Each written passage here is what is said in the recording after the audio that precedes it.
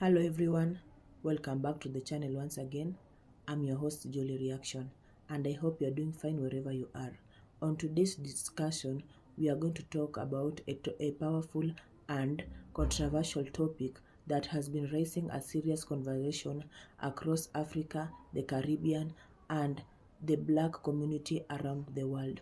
This video has enlightened a theme of criticism of Western power, colonial legacy, exploitation of developing region, and a call of unity among the African nation. So guys, I want us to watch this video till the end and I'll be back with more comments.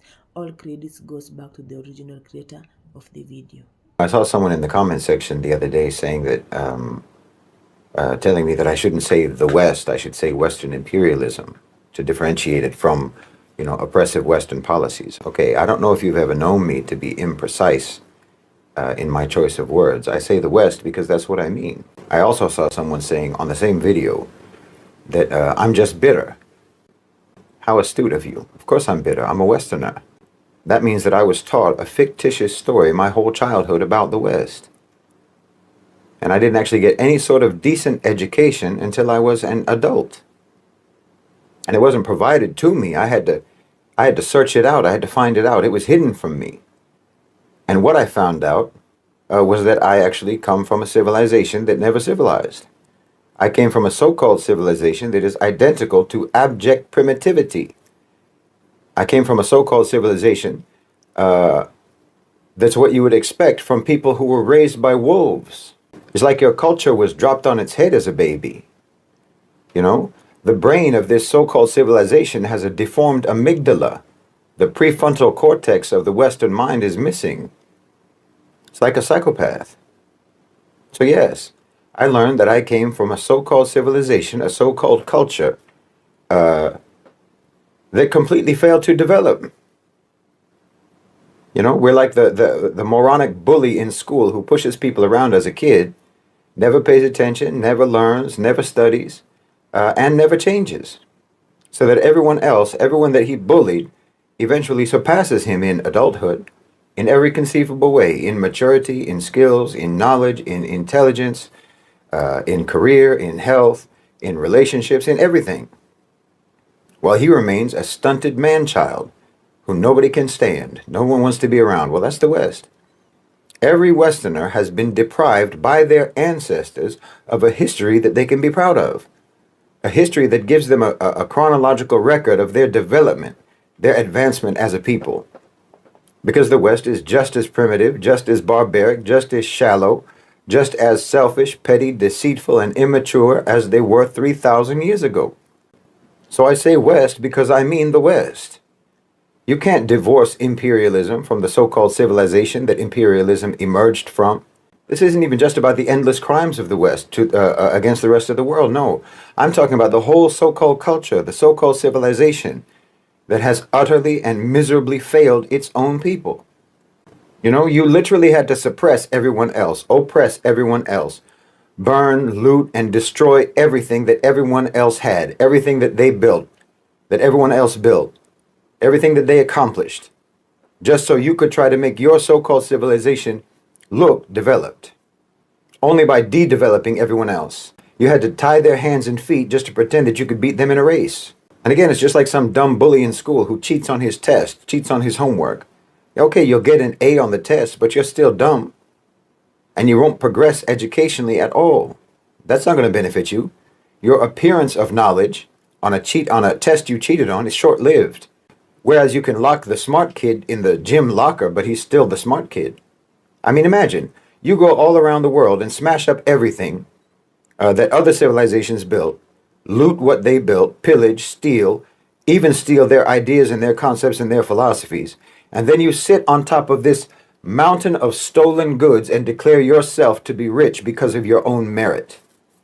And imagine telling this lie to your children, to your own children, to your grandchildren, generation after generation. How do you think that's going to go? You didn't invest in creating actual merit.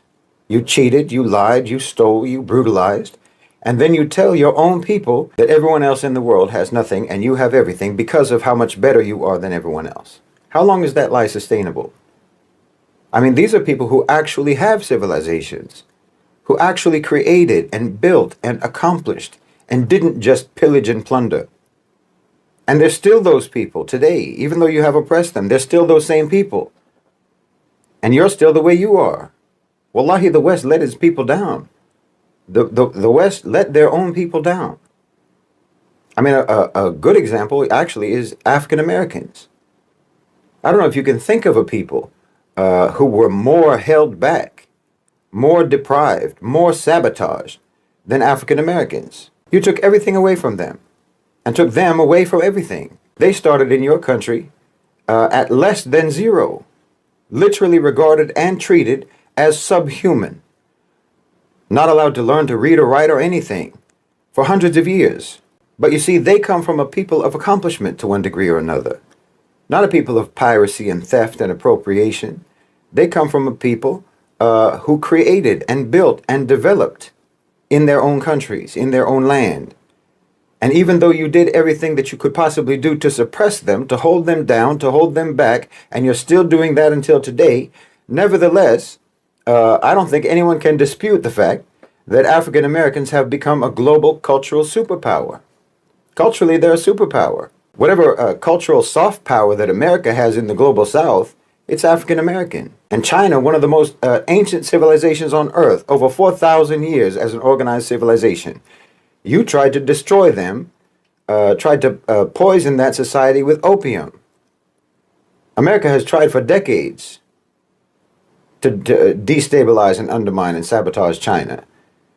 And they're totally surpassing. Today, they're surpassing you in everything. Their technology is better than yours. Their relations with the rest of the world are better than yours. Their economy is healthier than yours. Their schools are better than yours. Because they are a people with a history of actual homegrown accomplishment and development. And people like this, with a history like this, with a legacy like this, simply cannot be held back for any length of time by a people who do not have a similar history, people who have never actually invested in their own civilizational development. And that's the West. You're going to get left behind.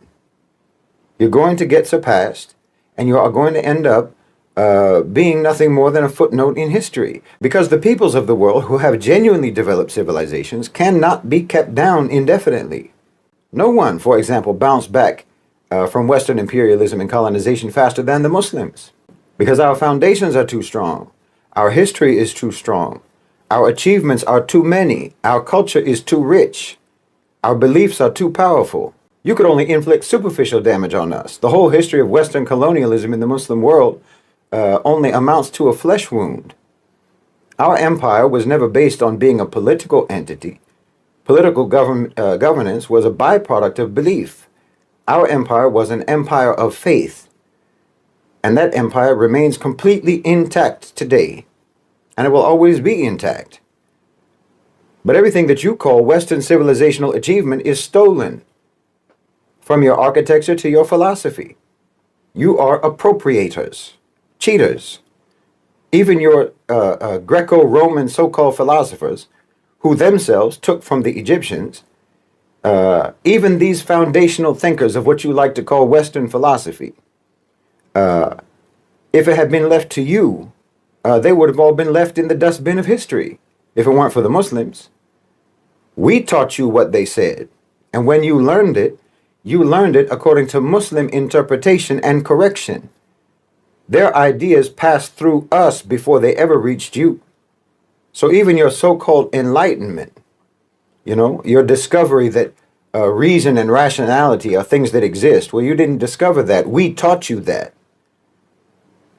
And we were able to teach you that even before any Muslim ever read Plato or Aristotle, because the Muslims are people who have always deeply invested in their own intellectual development. So the Enlightenment, Europe's big eureka moment, was just copied and pasted. You're fakers. The only way that you can ever have an idea is to take it from someone who has ideas. And you've been historically incredibly stubborn about not developing, not maturing, not civilizing. It's really remarkable. I mean, look, even Christianity, when they tried to spread Christianity, even this corrupted version of the teachings of Nabi Isa alayhi salam, the Prophet Jesus, peace be upon him, when they tried to spread this in Europe, they cravenly adapted it to incorporate already existing pagan ideas, polytheistic beliefs, festivals, practices, and so on, until it bore no resemblance whatsoever, not only to the, didn't bear any resemblance not only to the original teachings of the Prophet Jesus alayhi salam, but not even to the version of Christianity that's followed in the Middle East. Your Christianity was just a repackaging of paganism. Because again, you are dead set against developing. You're dead set against developing intellectually, spiritually, morally, and in every other kind of way. I'm telling you, your ancestors have betrayed you. They betrayed you because they never bothered to invest in your future. They never bothered to actually create and develop as a people. And they only took and stole and pillaged and pretended. So they did not bequeath to you any sort of civilization that contributed genuinely to mankind. It's a so-called civilization only obsessed with destruction, with destructive power, with annihilation, with violence and death. It literally resents development. It resents advancement and creation and building and achievement. It's incredibly negative and dysfunctional. It's incredibly harmful. You literally measure power by its ability to destroy, not to create, by the ability to oppress, not to uplift. And look, before you misconstrue what I'm saying, this has nothing to do with skin color. It has nothing to do with your so-called race. None of this is innate in anyone's DNA. That's an obscene notion. Thinking that way is in and of itself symptomatic of colonized thinking, of westernized thinking. You know, this attribution of character traits to physical traits. The attribution of virtue or lack of virtue to genetics. Attributing spiritual qualities to superficial qualities. No, this has nothing to do with that. This is about culture. It's about the legacy of a culture that never matured. A legacy left to the descendants of people who thought predation and pillage was better than creation and innovation and knowledge. A legacy of underachievement as a so-called civilization that thought the ability to take from others was the same thing as merit. A culture that does not understand the importance of the means, but only values the ends. And thinks that if they can acquire the desired ends by vicious means, then they're the same as a culture that can achieve those same ends by honorable means. Like I said, it's just like a cheater. You know, it doesn't matter how I win the race as long as I win. That's the Western attitude. So even if I win by chopping off the legs of the other participants, I can still consider myself to be the best and fastest runner. You see, even if I'm not genuinely an athlete, even if I'm not actually even fast, even if I never trained and I have no discipline and I have no ability, I get to call myself an Olympic champion as long as I can get that gold medal, even if the way that I get that gold medal is by shooting the actual winner of the medal and stealing it off his chest. Everyone has to praise me as a great athlete now because I have the medal. This is literally the Western mentality. That's a failed culture. It's a culture that has failed its own people. But yes, this is not innate. It's not inherent. It's not about white people. I mean, just terms like this, white people, black people, and so on, as if any people are actually literally white or literally black. You came up with these terms just to try to impose the idea that these are opposites, even though all people are actually just shades of varying degrees. You wanted to trap people by these fabricated definitions, these oppositional definitions. But it's all stupid. Again, this is your biggest contribution to humanity that really came from you, imposing a color code on the human race. No, I'm telling you this so that you can recognize that your ancestors failed you. Your culture has failed you. Your so-called civilization has betrayed you. And you should try to come to terms with that fact so that you can potentially free yourselves from it. Because as I've said many, many times, your own so-called civilization mistreated you before it ever became powerful enough to mistreat people outside the West. They brutalized you and they brutalized your ancestors long before they ever reached out beyond their borders and started brutalizing everyone else. And even when they did reach beyond their borders to brutalize everyone else, they didn't stop doing wrong to you. And the worst wrong thing that they've done to you is to make you think that you're supposed to be proud of this history, proud of this culture, proud of this so-called civilization that has left you completely unprepared for living harmoniously with the rest of the world, living harmoniously with all of your brothers and sisters on this planet. This so-called civilization that did not cultivate in you morality or manners or sincerity or virtue or honesty or maturity or mental and emotional stability, not to mention spiritual peace and stability. It's a cutthroat culture. It's a barbaric culture. And it has left you completely at a loss as a people. And yes, it has made you despised. It has made you blamed. And it has made you resented because of your history and because you keep repeating that history with every new generation. See, when I say things like this, Westerners get defensive, and that defensiveness is symptomatic of exactly what I'm talking about. They'll say, let's not dwell on the past. Okay, let's not. Let's look at right now, today. And you try to show me how today is any different from the past. And this is why you get defensive. Because you know that when I talk about the crimes of the past, you can't with any honesty disavow the crimes of the past because those crimes are ongoing. And those crimes are protected precisely by your defensiveness. Well, this is a catastrophic trap that you're in. And you have to get out of it before you sink into oblivion. And no one can help you get out of it. No one is obliged to try to help you get out of it. You have to do it yourselves. Which again is not something that your whole culture or your so-called civilization has ever prepared or equipped you to do. That's what I mean about how a cheater ultimately only cheats himself. You know, when you're a plantation owner and you lose your slaves, well, you lose your crops as well, and you have nothing because you never learned how to grow anything yourselves. You're not farmers. You're like the king in Hamlet, who knows that he can never sincerely repent for his crime because he retains the crown for which he did the crime. And you don't want to relinquish your ill-gotten gains. You don't want to give up that stolen crown. So you get defensive instead of repentant. And there's no solutions for you in your own history. No return to traditional values or what have you. No, that's not going to help you. I mean, trying to go back and emulate the very ancestors who failed to build a genuine civilization and who set you on the very path to oblivion that you're on now, that's not a remedy. So-called Western civilization is a myth, and you're not going to find any solutions as long as you hold on to any belief in that fiction. Your history does not contain any guidance for you, except insofar as it shows you very clearly how not to be. You need to stop digging in those empty pockets. I mean, if you dig into the pockets of Western history, all you're going to do is get your hands stained with blood. Like I've talked about before, your history, your origin in the wilderness of Europe, it was harsh. You were in a harsh environment, cold and formidable.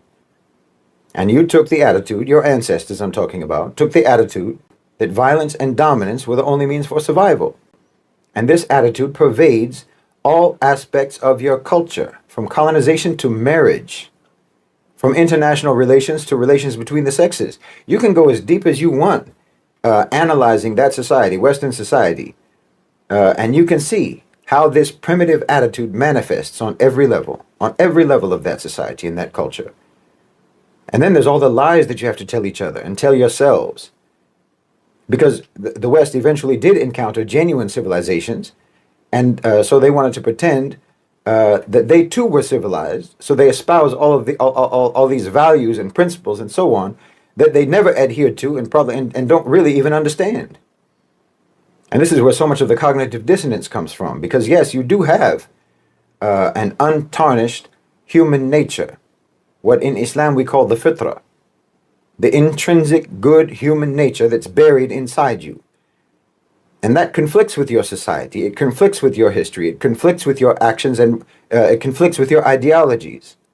And you have two ways to try to deal with that conflict. Either you actually resolve the conflict, or you just plaster it over with propaganda and indoctrination and lies. But your culture is a tumor, and it will devour the West in its entirety, just as it devours the conscience of every individual Westerner, unless they undergo some kind of psychological, civilizational radiation therapy. Just as a body rejects and struggles against a tumor, your own conscience rejects and struggles against your history, your culture, and your so-called civilization.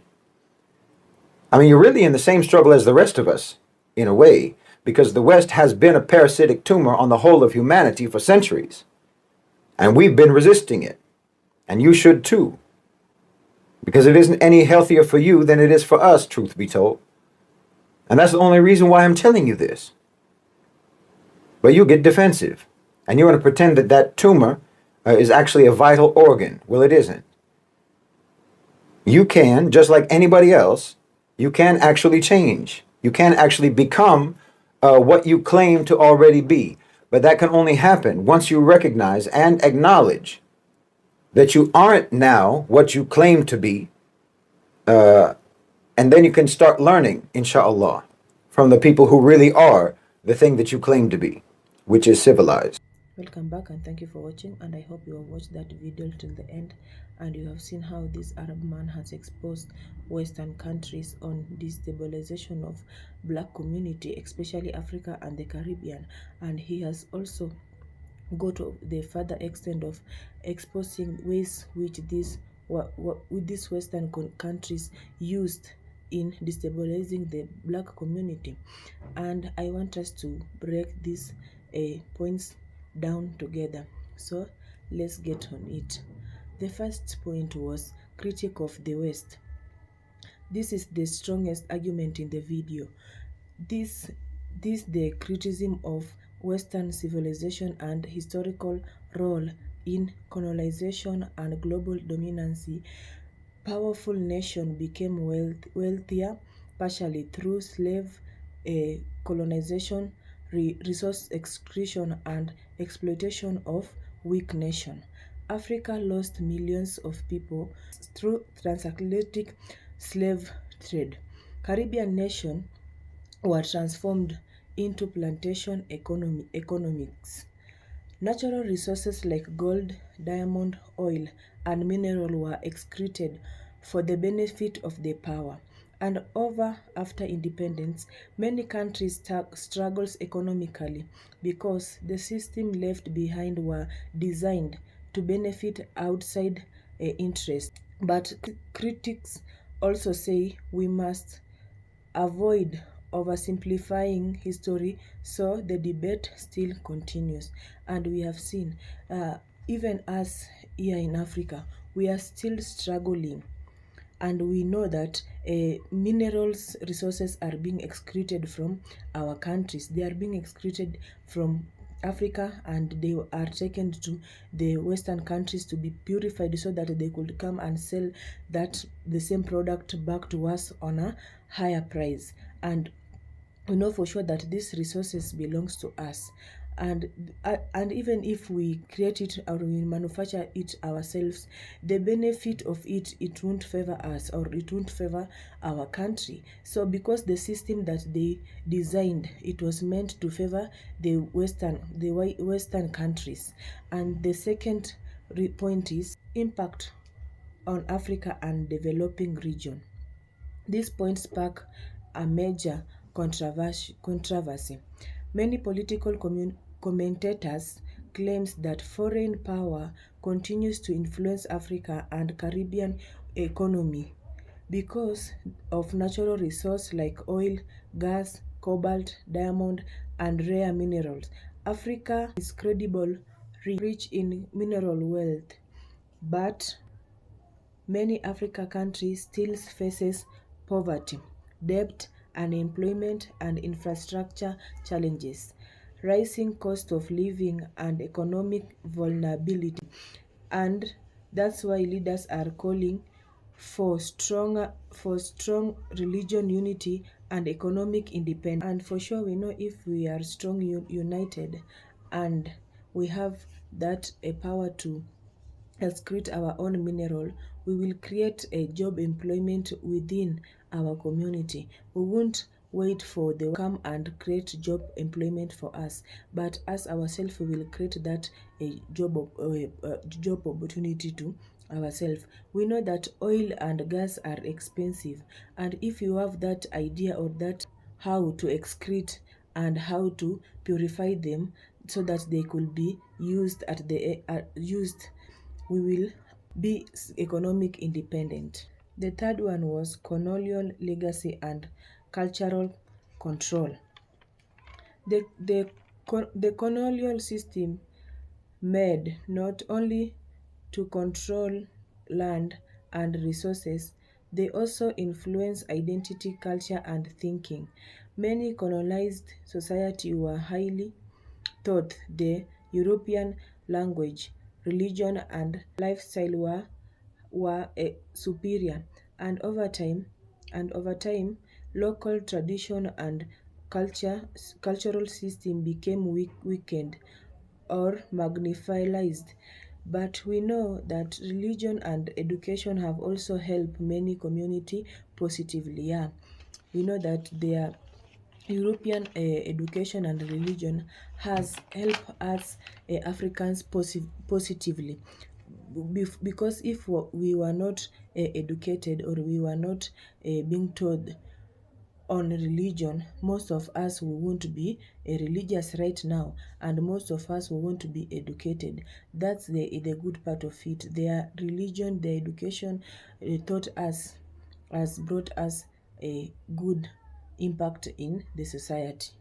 And the last one is call for unity and resilience. Many leaders, activists, and thinkers have encouraged Black community worldwide to support one another economically, politically, and culturally.